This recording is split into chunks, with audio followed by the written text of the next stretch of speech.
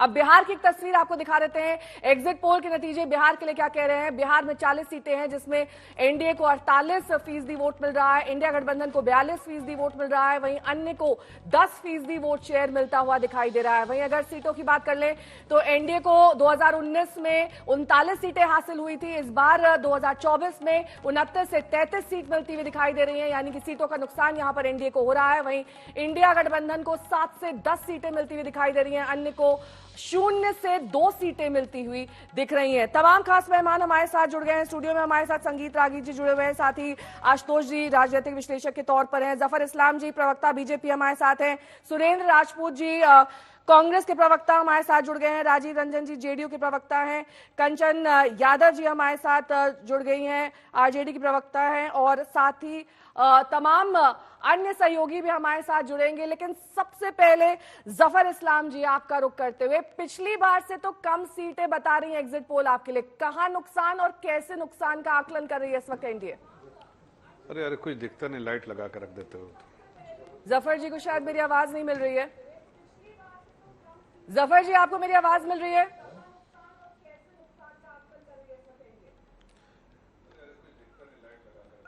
देखिए नेहा जी, अगर मेरी आवाज आ रही है तो मैं जवाब दे रहा हूँ। आ रही हाँ, मुझे आवाज अब आ रही है। मैं टीवी से सुन के आपकी आवाज मैं जवाब दे रहा हूँ। फोन लाइन कट गया है। मैं सिर्फ आपको इतना बताना चाहता हूँ कि देखिए, भारतीय जनता पार्टी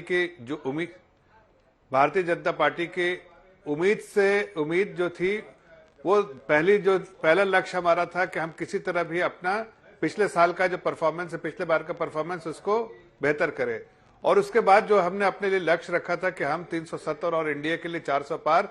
जब एनडीए कहते हैं तो एनडीए के साथ साथ हम, आदरणीय प्रधानमंत्री जी ने कहा है कि हमारे जो लोग जो हमें सपोर्ट भी करते हैं, जैसे बहुत सारी पार्टियां जो हमारे एनडीए खेमे में नहीं लेकिन वो सपोर्ट करती है, सब मिला के 400 के ऊपर हो, तो ये हमने अचीव किया है।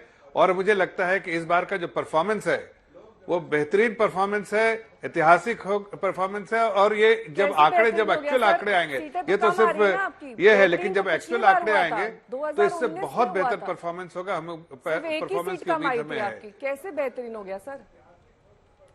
ओवरऑल बात कर रहे हैं, आपने बिहार का पूछा था, वो ओवरऑल बता रहे हैं।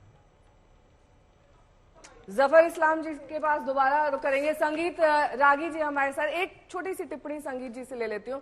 संगीत जी, क्या तेजस्वी यादव का एक सशक्त आरजेडी के नेता के तौर पर उभरना और जिस तरीके से पूरे इंडिया गठबंधन को बिहार में प्रचार करवाना, वहां पर सबसे अहम बेरोजगारी और महंगाई का मुद्दा उठाना, ये कहीं ना कहीं उनके लिए कारगर साबित हुआ और 7 से 10 सीटें इंडिया गठबंधन की आ रही हैं? देखिए, मुझे लगता है कि तेजस्वी यादव बिहार में विधानसभा को ध्यान में रख करके लड़ रहे थे, वो लोकसभा को ध्यान में रख करके नहीं लड़ रहे थे। उनको आने वाले विधानसभा में अपनी धमक दिखाने के लिए वो लड़ाई लड़ रहे थे। और यही कारण है कि आपने देखा होगा कि बिहार के अंदर चुनाव में जो उनके पुराने बड़े बड़े नेता थे, चाहे जगदानंद सिंह और बाकी सारे नेता, वो सारे नेता कहीं भी आपको दौर में दिख नहीं रहे होंगे। वो किसके साथ मटन मछली खा रहे थे, तो एक दूसरे व्यक्ति के नए व्यक्ति आए थे, उनको हेलीकॉप्टर में लेकर के चारों ओर प्रवास कर रहे थे। इसमें कोई दो राय नहीं है कि बिहार में उन्होंने बहुत अच्छा तरीके से लड़ाई लड़ा है। और आप सच कह सकते हैं, मैं कह सकता हूं, चुनाव खत्म हो गया है, तेजस्वी ने बहुत अच्छे तरीके से अपने आप को कैरी फॉरवर्ड किया है। लेकिन बिहार की में जो जाति फैक्टर है वो जरा इंपॉर्टेंट रोल आ गया है। और यही कारण जो है वो आंकड़ों में कमी आपको थोड़ी बहुत जो दिख रही है वो एक फैक्टर है जो आया। जो कांग्रेस पार्टी ने जब अपना कैंपेन शुरू किया तो वो झूठ पर के आधार पर कैंपेन शुरू किया, संविधान बदल देंगे, आरक्षण दे देंगे, आरक्षण खत्म कर देंगे। ये जो चीज थी वो पूरा कहीं इसका कोई आधार नहीं था। अब आप कहेंगे कि कई लोगों ने, बीजेपी के नेताओं ने भी तो ऐसा किया। अब जब आप एक बार फुटबॉल के मैच में जब आप लंगी मारना शुरू कर देंगे, फॉल खेलना शुरू करेंगे, तो दूसरे से आप शराफत की उम्मीद मत करिए कि वो नहीं खेलेगा। नतीजा यह है कि कैंपेन बहुत दूसरी दिशा है। आप यदि भारतीय जनता पार्टी के कैंपेन को देखिए तो एक शानदार मैनिफेस्टो लेकर के आया है, साथ साथ प्रधानमंत्री डेवलपमेंट वगैरह की बात ही लेकर के निकले थे। यहाँ पर संगीत रागी जी कह रहे हैं कि जिस तरीके से पूरी तरीके से बिहार में प्रचार जिस तरह से किया गया, जिस तरीके से बीजेपी ने आखिरी मोमेंट अपना एजेंडा बदला, वहां पर जाति की राजनीति एक तरीके से हावी रही, आप किस तरीके से इस एग्जिट पोल को देखते हैं? देखिए, हम ससम्मान पूर्वक एग्जिट पोल का निषेध करते हैं। हम स्वीकार नहीं कर रहे हैं एग्जिट पोल को, क्योंकि हमारी ग्राउंड रियलिटी बिहार में बिल्कुल अलग है।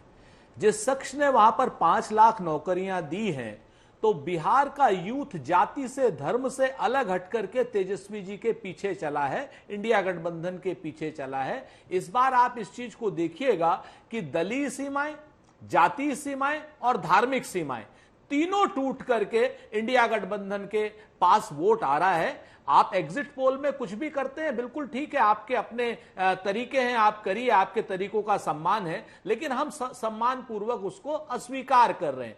क्योंकि बिहार में मैंने देखा है, जो अपना गंगा से किनारे लगी हुई बेल्ट है, जिस तरीके से वहां के बच्चे, चाहे वो लड़के हों, चाहे लड़कियां हों, चाहे अगड़ों के हों, पिछड़ों के हों, दलितों के हों, महादलितों के हों, हर आदमी की एक उम्मीद थी कि जिस शख्स ने 5 लाख नौकरियां बिहार की सरकार में आने के बाद 17 महीने में डालने का वादा था, वो दरअसल काम कर रहा है आपके लिए, ये आपका आकलन है? क्योंकि एग्जिट पोल को आप नकार रहे हैं, कह रहे हैं कि इससे ज्यादा सीटें आपकी आ रही हैं। कंचना यादव जी हमारे साथ जुड़ी हुई हैं, आरजेडी की प्रवक्ता हैं।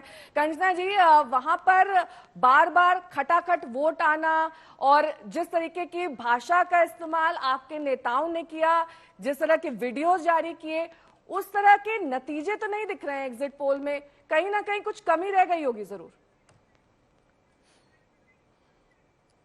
मैं एक सवाल आपके एग्जिट पोल पर पूछूं कि कितने सैंपल सर्वे थे, क्योंकि मैं थोड़ा लेट से जुड़ी हूं। आप मुझे बता देंगे? बाद में पहले बताएंगे, पहले आप सैंपल साइज आप अपने सर्वे का बता सकते हैं? हमने नहीं, मैं जवाब इसलिए मैं उसी में जवाब है, मैं आपको जवाब दे रही हूँ। सुनिए, बिल्कुल दीजिए जवाब, लेकिन ये एक डेटा है। मैं इसलिए पूछी सुनिए, मैं इसलिए पूछी क्योंकि 2024 के इलेक्शन में टोटल बूथ संख्या 10.5 लाख था, मतलब 10.5 लाख। थोड़ी देर बाद हम ग्राफिक्स में डेटा भी चला देंगे आपके लिए। पहले मेरे सवाल का जवाब दे दीजिए। 5 लाख, एक सेकंड, आप आवाज ऊंची करेंगे, मैं आपसे ज्यादा आवाज ऊंची कर लूंगी। कोई फायदा नहीं है, कोई फायदा नहीं है कंचना जी। नहीं, मैं आवाज ऊंची नहीं कर रही हूँ, मैं बहुत आराम से बात करिए, से आपसे बात कर रही हूँ। मैं बस एक आंकड़ा बताना चाह रही हूँ आपके। अरे भाई, आप सुनने को तैयार ही नहीं। संगीत सैंपल साइज चल रहा है, अगर आपके पास कोई टीवी स्क्रीन है, आप सैंपल साइज देख लीजिए। कितने सर्वेयर थे, कितने लोकसभा क्षेत्र थे, इंटरव्यू कितने हुए, दिन कितने लगे, गांव और शहर कितने काउंट किए गए, विधानसभा क्षेत्र कितने थे, सब देख लीजिए ना, टीवी स्क्रीन पे चल रहा है। हाँ, विथ ड्यू रेस्पेक्ट। अरे भाई, आप जवाब तो सुन लीजिए। मैं आपको क्या कह रही हूँ, टोटल बूथ 10.5 लाख है। अगर एक बूथ आप एक ये जो बार बार ट्रांसपेरेंसी और सैंपल साइज पे सवाल उठाती है ना, ये सवाल बाद के लिए रखिए। पहले जो आपसे प्रश्न पूछा गया उसका जवाब दीजिए। शशि भूषण सिंह, मेरे ऐसे भी बोल देना चाहता हूँ कि सारे बूथ पर सैंपलिंग नहीं की जाती सारे है। बूथ पर सैंपलिंग एक नहीं की जा सकती। हड़िया का चावल होता है, उसमें एक ही दाना उठाया जाता है और उसकी अपनी एक मेथोडोलॉजी होती है। हम बेशक उसको खारिज कर दें, वो कोई जरूरी नहीं होता है। बहुत बात हो चुकी है इस मुद्दे में।